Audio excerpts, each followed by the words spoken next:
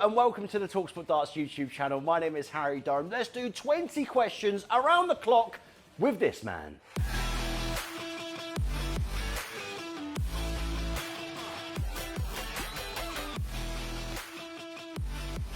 Get your sleeping bags ready because this might take a while. Mind you, I'm quite good at hitting big one. There we go. Hey! Yeah. Huw, always we have to start with a question like this. Which football team do you support? I'm a big supporter of Manchester United. Yes. The first 10 years of supporting Man United went quite well. It's been the last 12 have been a bit of an issue. But we've had our high moments. We've still won some things. We're still the greatest football club in the world. It doesn't matter. So, Favourite player, growing up? Oh, it would have to be Cristiano Ronaldo. I mean, I still think actually genuinely his first time round, that 06 to 09 period when he left us, is the greatest player to ever play in the Premier League to this day. Shots. Well, it's not bad, this, actually. I'll tell you what. Being a PDC caller, would you say it's the best job in the world? Yes, I'm very, very lucky to have the job that I have. I mean, I grew up as a teenager obsessed with darts. I mean, it was only on television when I was growing up, maybe 7, 8, 9 times a year. So it was like event television. I mean, nowadays it's on every weekend or maybe every weekday, you know, such has been the growth of the sport over the last few years. So to say that I have it as a job, you know, to sort of be part of the explosion of darts that's taken place over the last couple of years, to be at the forefront of that, I'm very, very lucky. If you could only have one meal for the rest of your life, what would it be? Oh, a lovely Sunday roast. Yeah, that's my favourite. Yeah, I do like a Sunday roast. Gammon, turkey, all the trimmings, yeah, a bit of gravy, mash. Gorgeous. Yeah, you can't beat it. Glad you said gravy because Ricky Evans obviously has gone viral for saying he doesn't like gravy. I know. Well, do you know, funny enough, I wasn't a big fan of gravy when I was growing up. It wasn't until like I was like in uni, I think, where I was like, actually, I really like this. Yeah. So I don't know what was the matter with me as a kid, but... I love roast dinner chat on this channel. Who's your best mate in darts, like player-wise? Who'd you get on with the best? So like, off the board with Nathan Aspinall. I adore Nathan. I think he's a lovely, lovely lad. Obviously a great dart player, of course, but he's a great guy as well. And yeah, I love him. I mean, we've known each other for years, but I think we've like grown like sort of particularly closer just this year, actually. My podcast that I started as an audio series, he was one of the very first people to come and record it. We did that back at the Masters, way back earlier this year. And like, I'm so grateful to him, and I'm so grateful to everybody who did that first series, who like gave up their time for something that they had no idea what I was going to ask them. Yeah. They had no idea what it was going to be like, but they all came and did it, and Nathan was one of them. And his episode is genuinely actually one of my favourites. But like, even like aside from that, like he's just a great guy, and I love him. By the way, ladies and gents, tops and tails. I've said it to Huw in message, in person at the same time as well. It is the best darts podcast. Oh, thank you, Harry. That we've got. Oh, it's very kind of you. Thank you. And, you know, the plethora of names at this time of recording, Gary Anderson and Josh Rock. And I mean, it's only getting bigger and better. So not only are you a mathematician, a caller, a referee, a chalker and everything, you're also a podcaster as well. Also a podcaster, yes. I'm in my influencer era. But yeah, no, we got some great guests coming up for the rest of the series. So yeah, YouTube, Spotify, Apple, Amazon, everywhere you get your podcast from. Go on, check it out. You know you want to. Get on it. That's the message from me. Get on it. It's unbelievable. Yep. That's why referee. Yes, there you go. Your favourite music icon or artist can involve a band as well. Freddie Mercury. Yeah? Queen, Freddie Mercury is my hero. Like, I sort of became aware of Freddie Mercury when I was a kid, and like he sort of meant confidence and showmanship and the voice on performance, and I really sort of gravitated towards that as a kid. Then, as I grew older and came more to terms with myself, etc., he started to mean other things in all those sorts of different ways.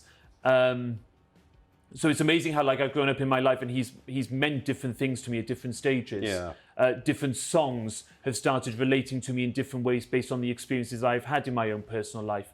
So it's quite amazing, really. But yeah, he is my hero and biggest inspiration. And like, I never shared the same planet as him. No. He passed away in 1991 and I was born in 1993. Yes, there we go. How do you discover your calling voice? Get ready, everybody. I don't know. I don't know. I mean, I did do a bit of conscious work on my 180 a couple of years ago. I just wanted to sound a little bit more positive on the T at the end of AT.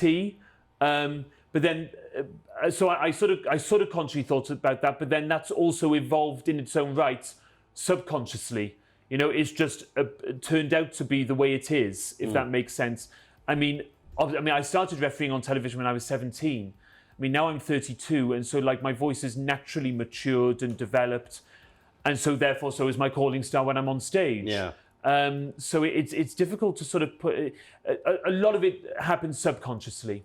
I mean, I've been talking to players about their throws on my podcast and things, and like a lot of them have been saying that their throws evolve subconsciously. They probably couldn't describe to you or put it into words how their throw has come about, what's changed in their throw, this and that. And I probably couldn't put my finger on what's changed in my voice, really. So it's a combination of two. It's maybe 30% deliberate, 70% subconscious. My favourite thing from a caller sometimes is obviously when it's flowing so nicely, when it's like you call the 180, then it's instantly, James, you require 41. It's like you instantly go from, you know, sort of belting out a 180 and quickly changing to the other player. I think it's fantastic. Oh, thank you, mate. Yeah, I mean, it's again, now that is a conscious effort on my part, on all of us referees' parts, because we're trying to keep the rhythm of the game as best we can. I mean, the last thing we want to be doing is like, can you imagine if like you require 32 game shots, like, you require that bang, that's just, you know, so you're just trying to keep the rhythm. You're trying not to be talking while the player is throwing. Yeah. It'd be funny if like we were still talking and the player's already thrown his 3 darts. He's already walking to the board and we're still calling the score before. That would be quite funny. There we go. Can you speak Welsh or not? No. Dim siarad Cymraeg. I think that means I don't speak Welsh. I'm saying that now. I think that's right. Mae hi'n bwrw glaw is it's raining, which is quite common in Wales. So we've all got to know that one. Mae hi'n bwrw glaw. Mae hi'n haelog. Is it sunny?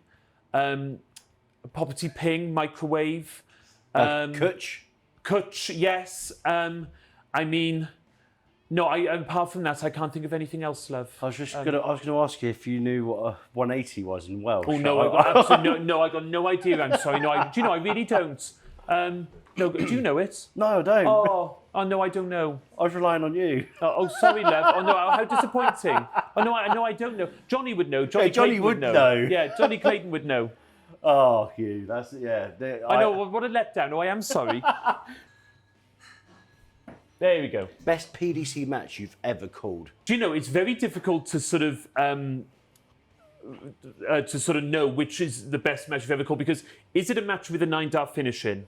Because that 9-dart finish is then like immortalised. You know, it may not have been the best game overall, but there's been a 9-dart finish in it, so therefore it's iconic. Yeah. Is it a world final because of the nature of the event? Is it a match with the highest averages you've ever seen? I mean, in terms of quality, the best match I think I've ever called was Michael van Gerwen against Luke Littler in the quarterfinals of the Czech Open in Prague a couple of years ago. Yeah. And the full match is on YouTube. I think Michael averaged 111, Luke averaged 114 or something like that anyway. So in terms of standard, that was probably the greatest game I've ever refereed. But the best game, I have to say, is the same 2 players when they played the World Final last year, simply because of the impact that had on my own personal life, on my own personal career. Because I found myself in the press for a good, like, sort of 10 days after that. It was the World Final, you know, the second half of it, so like the pinnacle of your career, if you like. So yeah, in terms of like the best game I've ever called, it would have to be that one because of the impact it had on my own personal life. There we go, there's a 9. What job did you have before you started calling? I love asking everyone these sorts of questions because obviously you ask players and they, you know, Luke Humphries used to be a roofer. I think Nathan Aspinall used to be an accountant. Was it always calling full time for you, or did you have something on the side? I graduated from uni and I went to work for Radio Wales Sport in 2016. So in the first 6 months of my job there, Wales made the semi-finals of the Euros. Yes, that's right. I actually produced a podcast for BBC Radio Wales for Euro 2016, and it was amazing because every time Wales won a knockout game, it guaranteed you another week of work, you know, with the podcast and things. So it was a great time. And I mean, to be able to cover something like that, I mean, Wales reaching the semi-finals of the Euros, for goodness sake. Yeah, I know. You know, it was just absolutely sorry. Oh, You did beat us in the group stages. I know. Daniel Sturridge.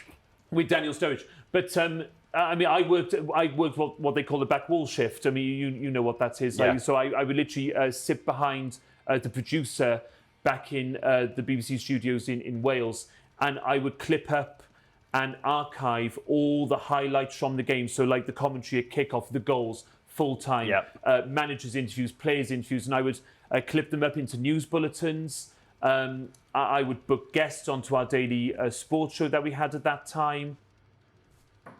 It's a really tough question, and I think it's going to be hard for you to decide. Who do you prefer out of Gezi and Johnny? Oh, you can't ask me that. No, I like them both. I really do. Like, honestly, no, I like them both equally. Honestly, they're both top guys. They really are. Yeah.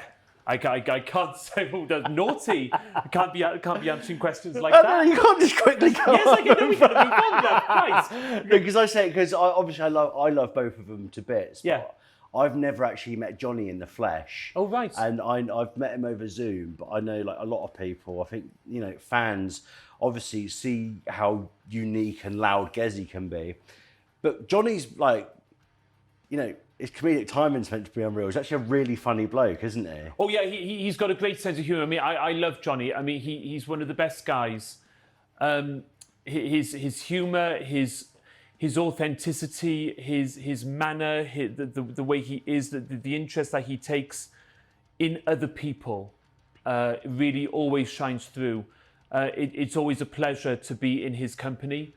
He's just a great guy, and whenever I see him, like if I'm on an exhibition and I see the lineup and Johnny's there, then I'm always very happy about that, because he always makes me laugh. He always makes me smile. I thoroughly enjoy his company. Like I say, he's just a great person. What was it like growing up in Barry, especially with the world famous Gavin and Stacey being filmed there? So when I was growing up in Barry, it was kind of post Butlins. It was post the docks, which all the ships coming into the Docklands, which was very much the heart of the economy of Barry. So when I was growing up there, it was nice and it was nice enough, but there wasn't much to do there, if I'm being completely honest. Maybe that's one of the reasons why I got into darts, actually. Why I played it as much as what I did. And I remember being in my nan's sister's house on Trinity Street at the time, and she said to us all, "Oh, they're going to start filming a new TV show across the road in a couple of weeks." And we all said, "Oh, that's very exciting," because nothing like that ever happened in Barry. Turned out that it was Gavin and Stacey. So my auntie lives opposite Stacey and Gwen's house. She lives next door to Bryn, because Bryn's on the other side. And one of the Christmas specials, they knocked on my nan's sister's door and said, "Would you mind if we put up some Christmas decorations in the middle of your house?" Because it was in the middle of July. Would you mind if we put... And they paid them a bit of money to do that. Yeah. And they said, "Yeah, sure, no problem."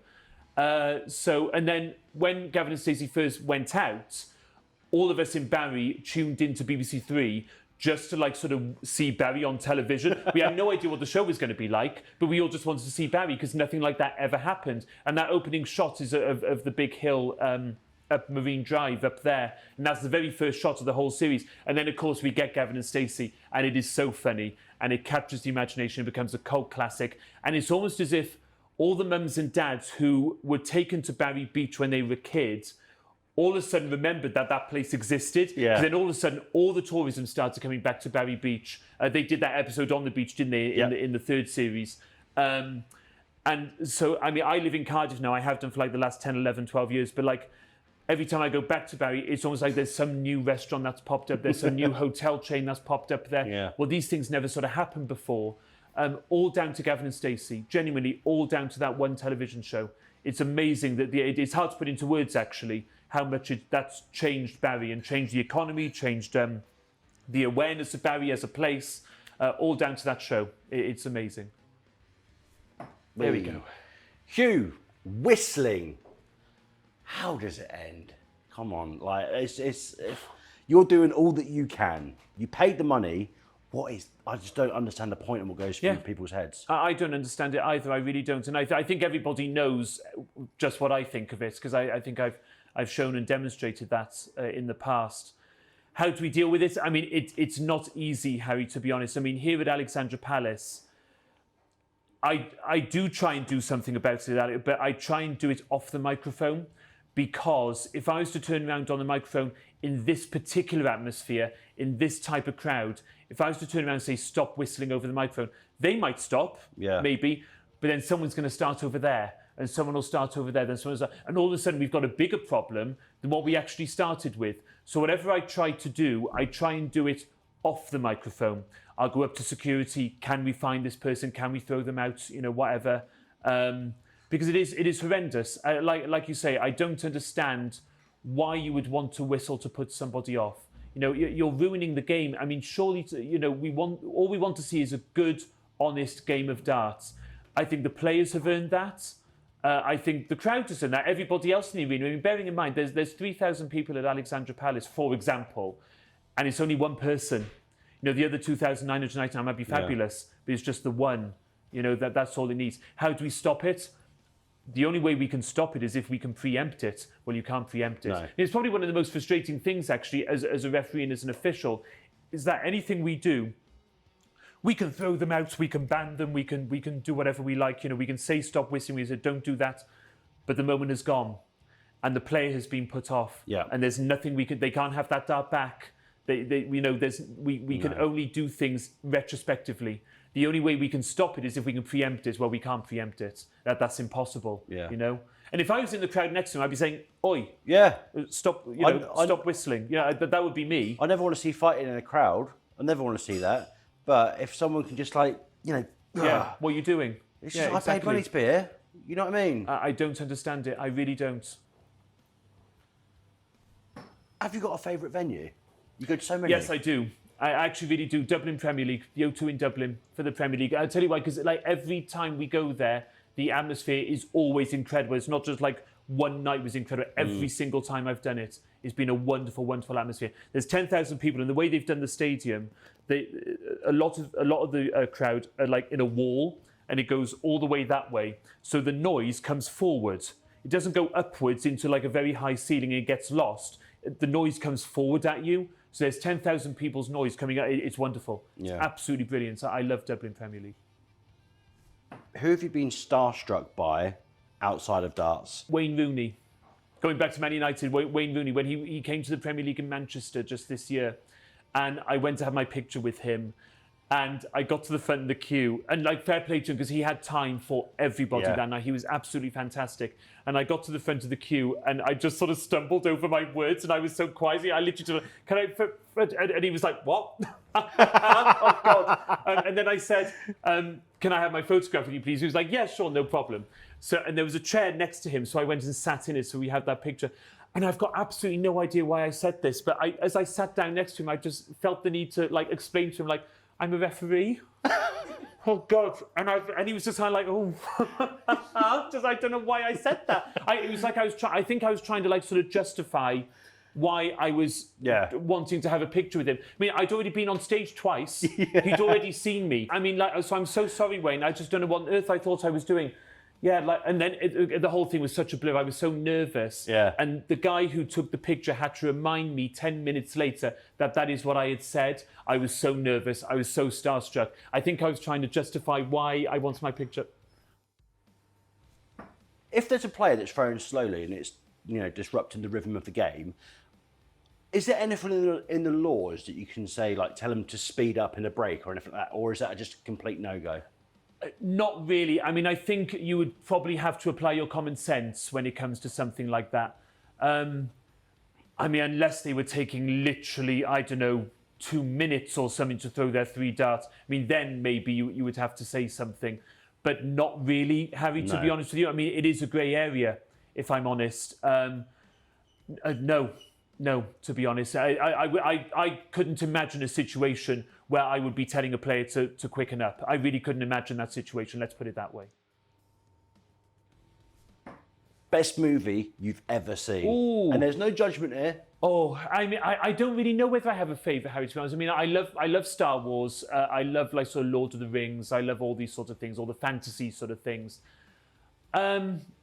I tell you what, I adored the movie Hidden Figures that came out a few years ago. Have you seen NASA? Hidden Figures? Yeah, the one about the NASA ladies and to do with like sort of racism of black women in 1960s America, or the women who worked for NASA, who helped get the rockets off the ground, and all the struggles that they went through and how they came through that and dealt with it. All such an amazing film, with wonderful acting and everything. But probably the best film, I don't know, just in terms of, you know, the story of sort of keeping hope and keeping faith and rising above all odds on a similar theme, fairly enough, Apollo 13. Yeah, Tom Hanks. With Tom Hanks and Kevin Bacon. I think that's a wonderful, wonderful film. If we're talking about sort of inspiration and like sort of fighting against all the odds and succeeding against all the odds, I think that's a wonderful film.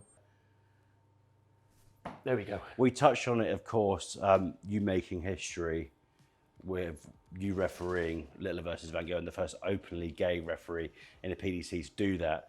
It's a phenomenal achievement. We've spoken about this before, but how accepting has the darting world been of you and who you are? I think the darting world's in a better place than what it was even, say, a few years ago. And that's all down to the Rainbow Laces campaign, our LGBT campaigns that we've put in place for... it normally takes place at the Grand Slam of Darts in the middle of November. It aligns with all the other sports Rainbow Laces campaigns that they all traditionally take place around about the middle of November, late November.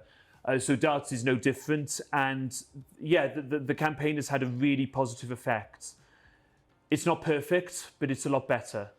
And yeah, I mean, that's all down to the PDC. That's all down to the people above me who have supported the campaign, who have supported me, but more importantly, supported the campaign, if I'm honest.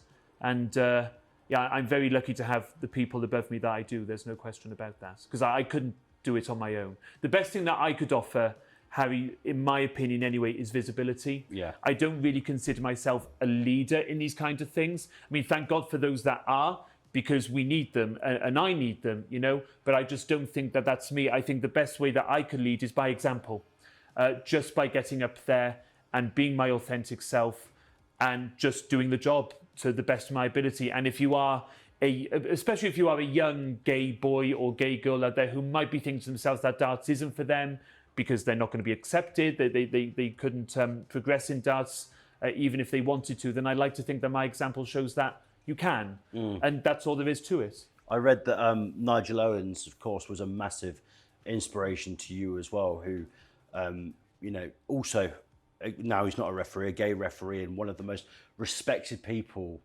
in the sport of rugby at the same time as well. No nonsense, and was so respected by players, officials, everyone. Have you managed to spend time with him and speak about, obviously, like your journey, his journey as well? Well, I mean, this is it. I mean, so his example, when he refereed the Rugby World Cup final 2015, I think there was, he did for me what I hope I'm now doing for other people, which is basically, I saw him on the television. I thought, well, if he can do that, then so can I. You know, it was exactly the same process. I've never met him. He tweeted me after the World Final that I did back in January, and I tweeted him back, and that meant a lot to sort of get a tweet from him. I would love to meet him. I would actually love to have him on my podcast, actually. I was about to say that. Yeah, to talk about our different experiences, to talk about our lives as LGBT people within our sports. I would love to have him on my podcast. So Nigel, if you're watching, yes, please get in touch. There's going to be young men, young women that watch yourself, Kirk Bevins, you know, Russ, even though he's in the Asia Tour now. What's the best advice that you've got for the young people that want to be referees or callers that maybe don't have the confidence to get up and chalk or even, you know, go into that field and get behind the mic? Well, honestly, just go for it. You know, really just go for it. I mean, there's so many more opportunities to referee darts now than what there was when I was a kid, even growing up. I mean, you've got, I mean, depending on what age you are, you've got the JDC. I'm sure the JDC would love to start developing new young callers.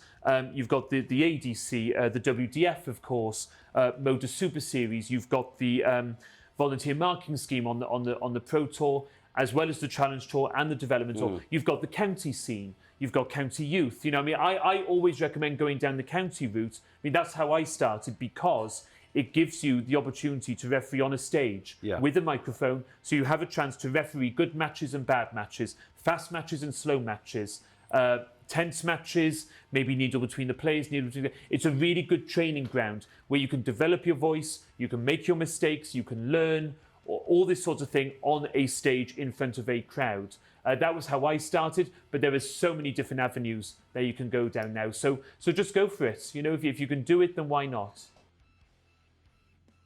Obviously, if you've been a darts fan for the majority of your life, no favouritism, of course, but, and hopefully you are allowed to say this, who's your favourite darts player of all time?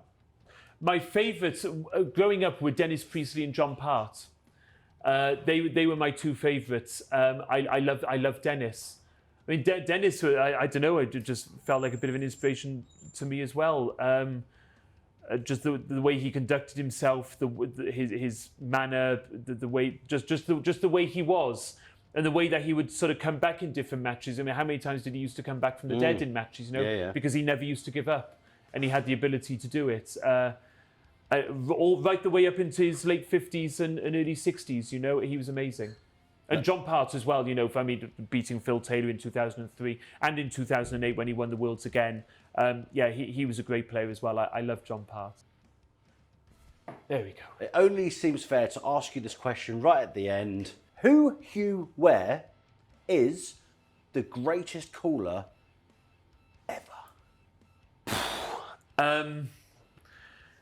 In my personal opinion, George Noble. I think George's voice, first of all, is absolutely unbelievable for darts calling. Yeah. I've learned so much from him in the sense of, right, how do I referee a game of darts? That's how you referee a game of darts. The old saying that the sign of a good caller is when you don't notice them. And I think George always, I sort of epitomised that. His voice, his rhythm of calling, the way his voice matched the rhythm of the game that was taking place. Yeah. His command of the stage, the way he deals with the crowd and the way he has dealt with issues between players, his authority. I just think he had a wonderful career both in the BDO and in the PDC, and I just think he's been. I think he's the greatest caller we've ever had. Huw, thank you so much for going around the clock. Yeah, no problem. Appreciate it big time. Thank you. No, I enjoyed that. Again. Thank you. Yes, let's 10 do it. years. Yes. Well, 20 different questions in 10 years' time. Yes, I would love that. That would be marvellous. Thank you. Thank you, guys.